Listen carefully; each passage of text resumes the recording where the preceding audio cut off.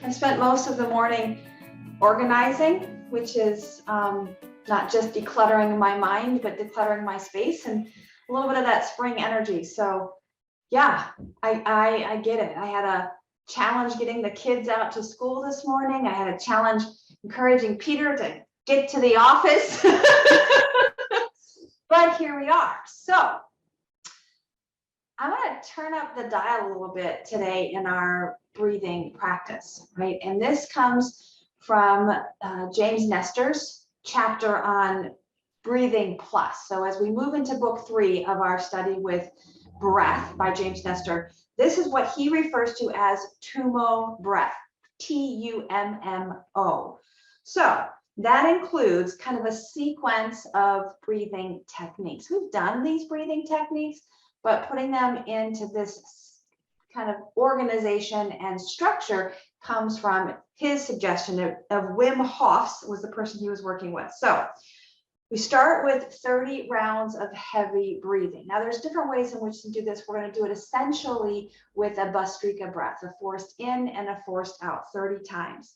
Then at the end of that 30 times, we're going to empty the belly, empty the lungs to hold in that emptiness for about 15 seconds. Then we're going to fill back up and hold again for about 15 seconds. You may be able to hold more than that. The first round, I'm going to guide us, and then we'll do another, probably 2, maybe even a third round after that. So in other words, heavy breathing or Bhastrika breath for 30 counts.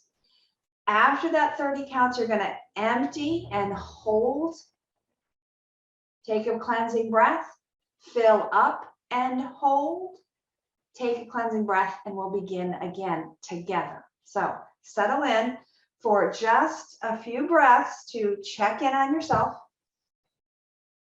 And if for any reason this breathing pattern does not feel safe for you today, then just breathe along with us. Be in this space. Hold space for the possibility of shift. Don't do anything that doesn't feel sustainable and safe.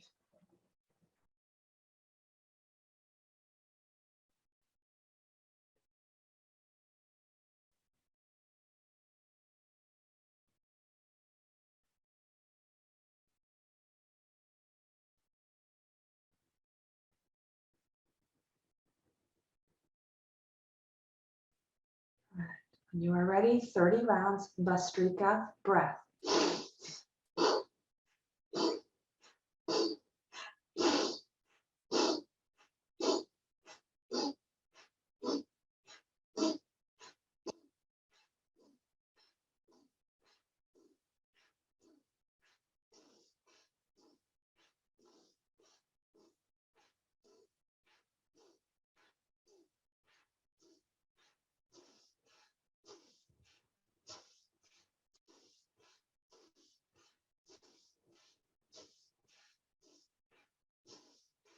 Empty and hold.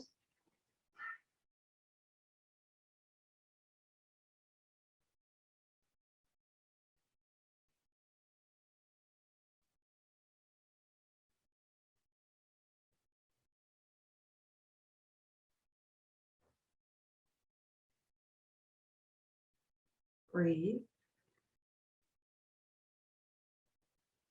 This time, breathe in and hold.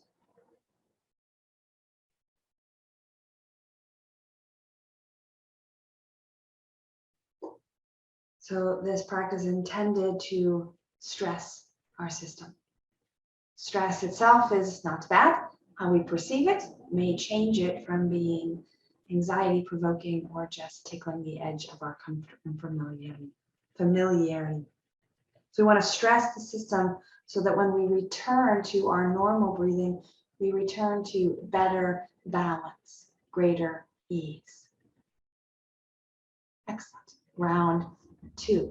Begin again when you're ready.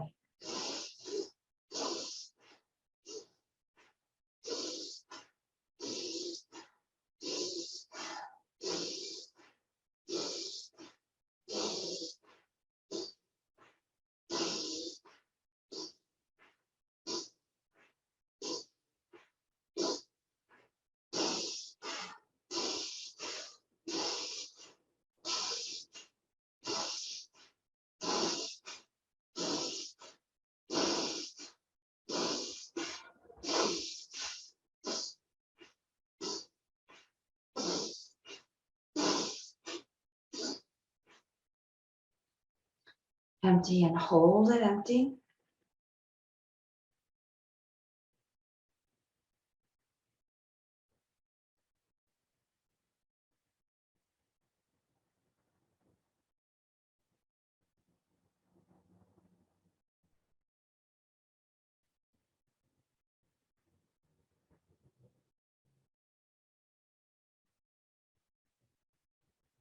Cleansing breath.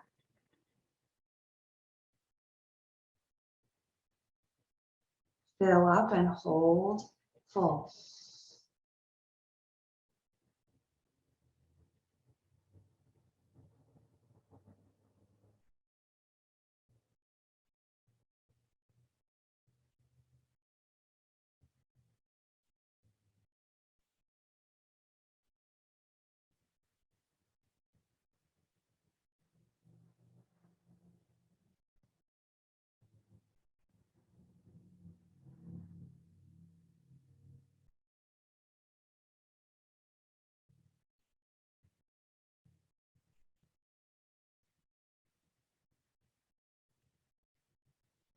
Perhaps a few cleansing breaths as you recalibrate and begin again. Remember that we're testing the limits. We're exploring the edges. This is meant to help us learn to bend and sway and ebb and flow with life's stresses rather than be knocked over or broken by way of the challenges and the edges of stress. So let's begin again. Round 3.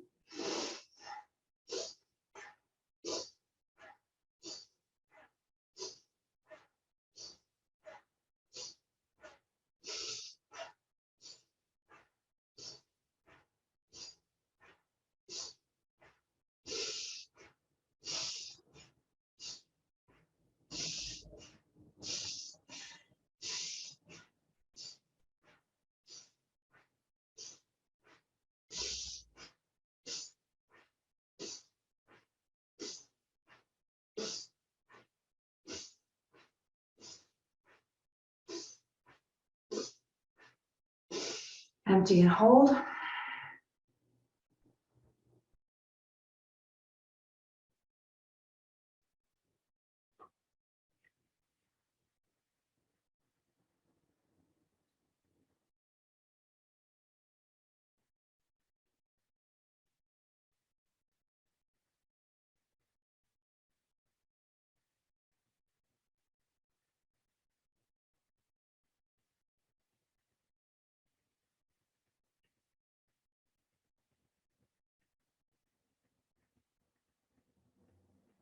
Relax and breathe. Hold the breath in.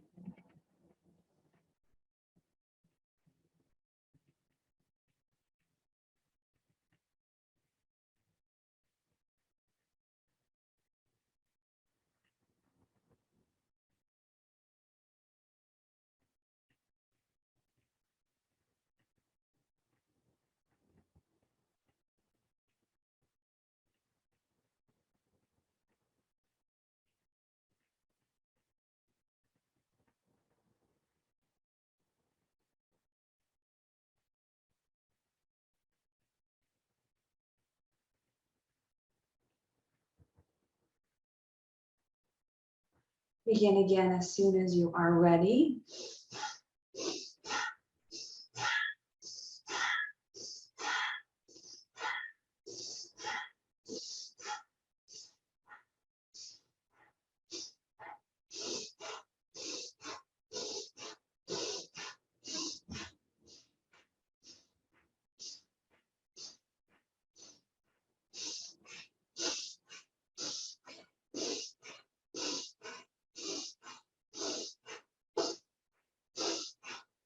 Empty.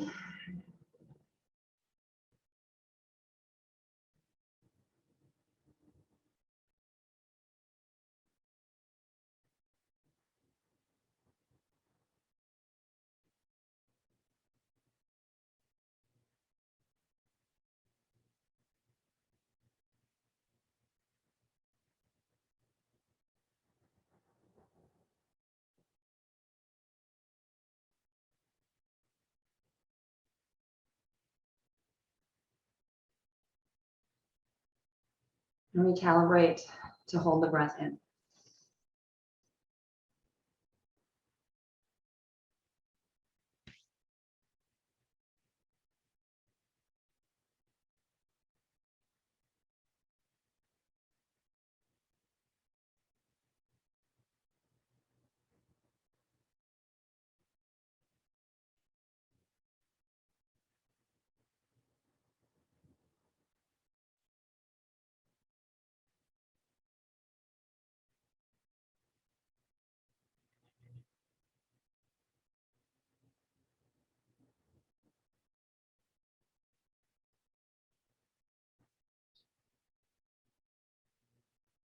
Return to an easy in and out, or take one more round together.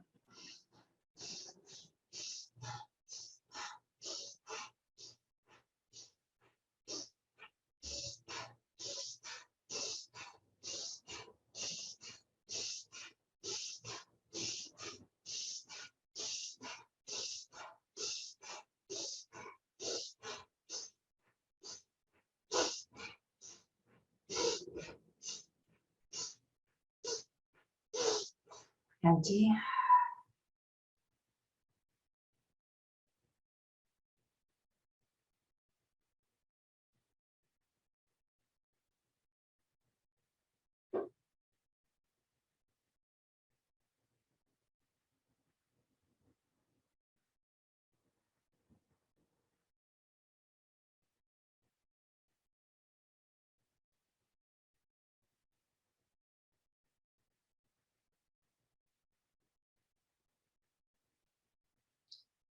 And this empty. Go right into the inhale and hold this one.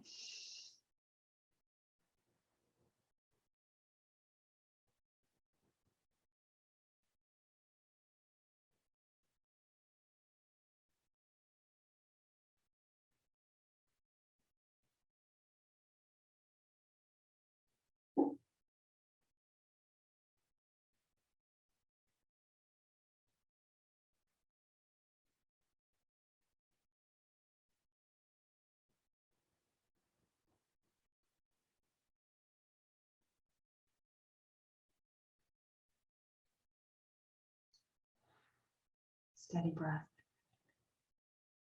Notice what you feel.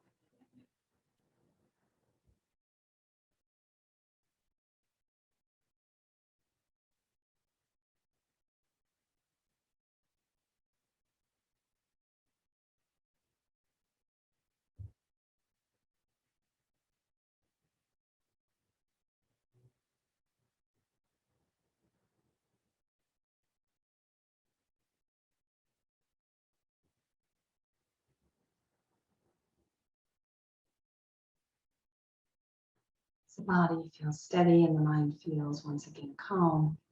Notice if there is a greater sense of ease in body and mind and breath. Maybe it's just a sense of, phew, we got through that.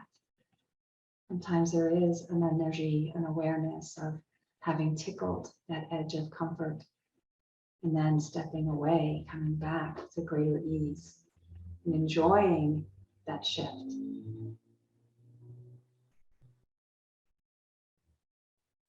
Your hands come to rest together. And no matter how well you think you did, you showed up and you breathed. So begin again tomorrow and maybe even revisit this practice until it begins to feel like you're ready to go deeper into the edges of unfamiliar and discomfort so that you can live more of your day in greater ease. May you breathe deeply and move freely, labor lovingly, and live vibrantly. Namaste.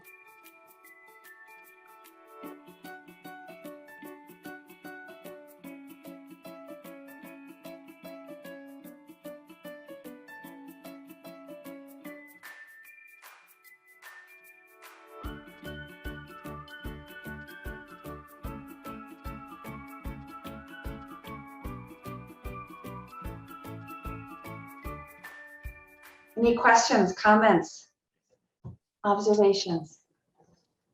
A couple, yeah.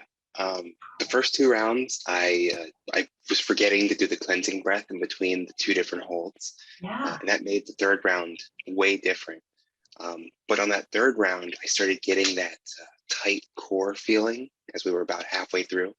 And I just had to open my eyes just a little bit to make sure I wasn't getting tunnel vision. I was starting to get afraid. Okay, maybe I'm about to pass out or something. I don't know what's going on here. Good.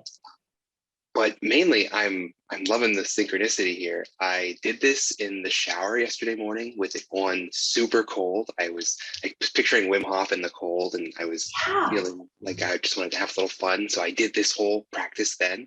And then last night, I did the same thing, but I think I might have mixed up the instructions a little bit, or this might be a different exercise that James talked about. But on that full release, I kept just a little bit of air in for my hold. And then on the inhale, I just sipped a tiny little bit, held again, and then fully exhaled and tried to hold fully empty. And I got total panic, like I was back under the water in the pool when I was a teenager, like I was getting ready to drown or something. Yeah, that would definitely be a higher to like we've talked about in terms of even the 3-part breath, finding that breaking up between the belly, the ribs, and the chest. That's just finding the middle within what we see as a continual flow. So when we start to then dive deeper into, can I hold a little bit? That's like holding in that middle way, right? In the sense that all or nothing is always easier, even though it's still not our favorite. But playing along that whole continuum is where we can deepen our tolerance for stress and our familiarity or our sense of what am I even with right now. That's really great. Great examples. Anything else? I just wanted to share what happened after that real quick. Oh, yeah. It was the coolest thing. I started to meditate afterwards. I felt like I was in a pretty good headspace for it. And I immediately spun off into all these thoughts of anxiety about our finances and about William's education, all these things that bring me that fear of panic that I got from the breathing exercise. And as soon as I realized what was happening, I was so excited. I shared it with Michelle. I was like, this feeling of panic led to all these other feelings of panic. It was so cool. I had no idea my mind would do this, but it was really interesting to notice why I went into this spiral of anxiety.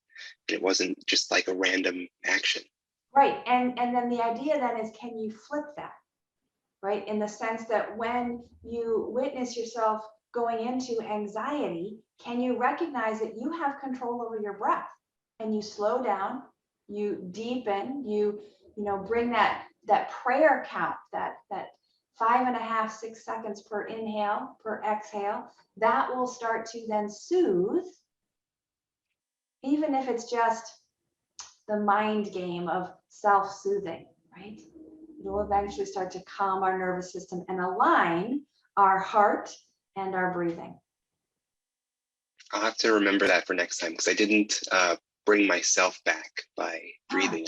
I shared the experience with Michelle instead. Yeah. Well, so I think and Brene Brown says that when we find ourselves in what she calls a shame spiral, right? We get into essentially self-loathing or self-deprecation, or just that energy of anxiety that we're spinning. The greatest interruption to that spinning is to reach out to a trusted someone. Even if it's just to, right, just to dump it all out. That connection grounds us and prepares us to clearer seeing, because we're safe. That's all I had. So thank you very much. You're welcome. Have a great day, and I'll see you later. See you. Bye.